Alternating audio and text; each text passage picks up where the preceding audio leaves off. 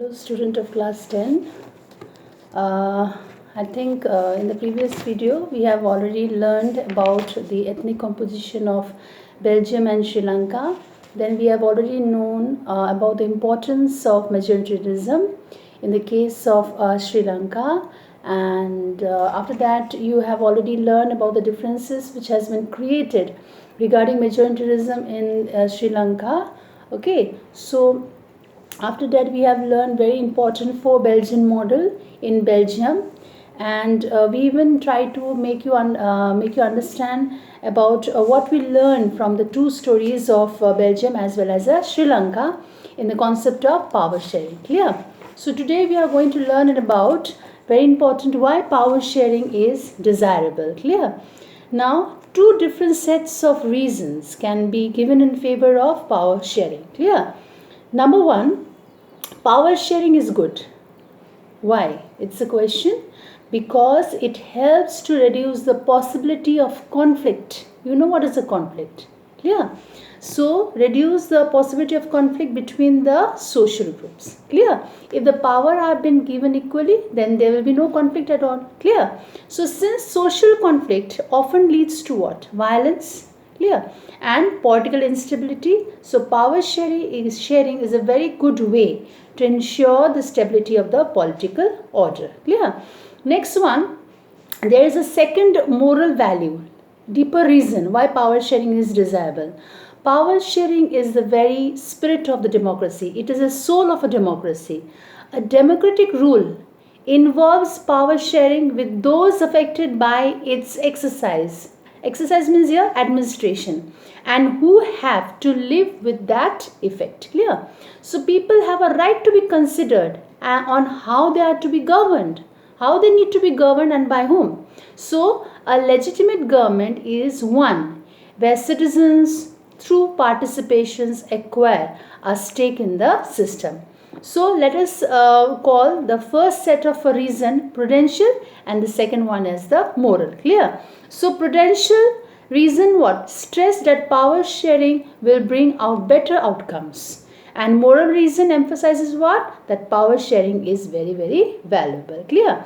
So I hope you understand that why power sharing is desirable. Two of the reasons I have given, and even I have given why these reasons are very important. Clear? So let us move towards what are the different forms of power sharing. Okay, what are the different forms of power sharing? Now, idea of power sharing has emerged in opposition to the notions of undivided political power. For example, it is believed that all power of the government resides in one person or the group of the persons located at one place. Clear? So, one of the very basic principle of democracy is that people are the source of all the political powers. Okay, so let us now understand that how we can arrange this power sharing in a certain way. Clear? Number one, power is shared among different organs of the government. Now these organs are what? Legislature, executive as well as a judiciary. Clear? Now let us say this is an horizontal distribution of power because it allows different organs of the government are to be placed at the same level to exercise the different powers. Okay, so separation what ensures that none of the organs can exercise unlimited power. Okay, so we can also know them as a check and balance.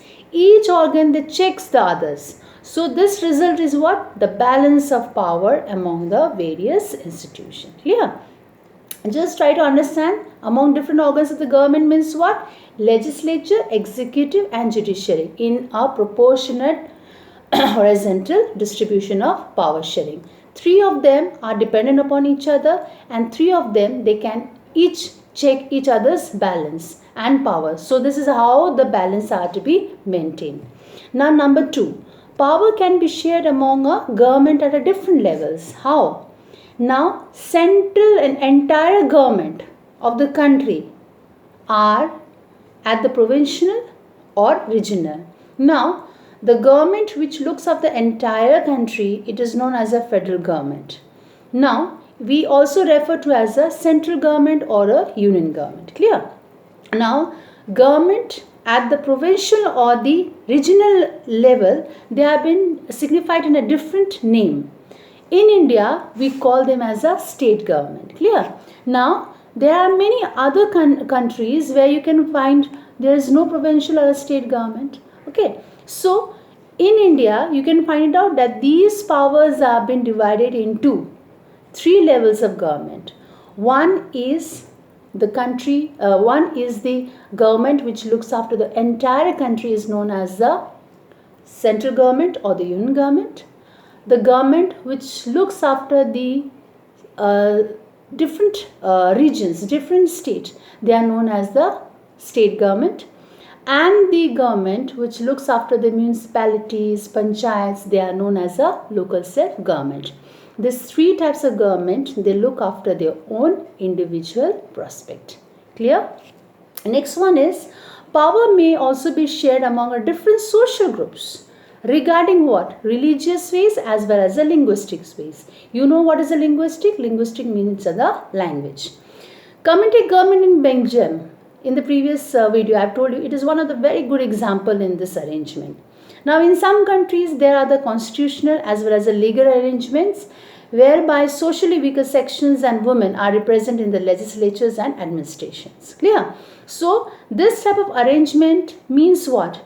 To give space in the government and administration and to diverse social group whoever feel alienated from the government. Alienated means what? Thinking that they have been extracted or they have been not included in that government. Clear?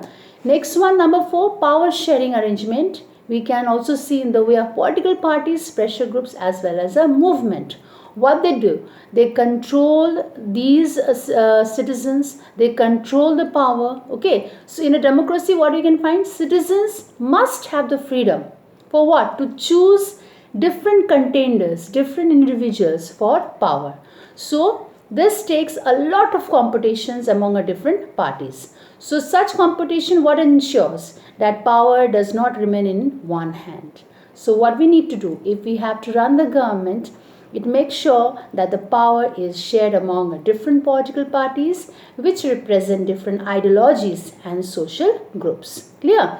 So we can also say that in India, multi-party system, you can find it out here. In multi-party system, what you can say that different political parties are there, and sometimes what happen for the democracy to rule the government, the two of the competitive political parties come face to face, and among the two, one has to be winner. So the one who loses the government, they are known as a coalition government. Clear?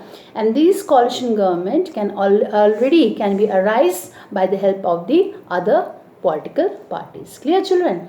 So I hope that you understood the forms of power sharing, the different forms of power sharing, as well as why power sharing is desirable. And in this video, we have already completed the chapter power sharing. And with this video, I am going to give you an attachment of the home assignment, that is a question answers of the power sharing. Clear, children? So go through the videos. Any doubt, please tell me. Thank you.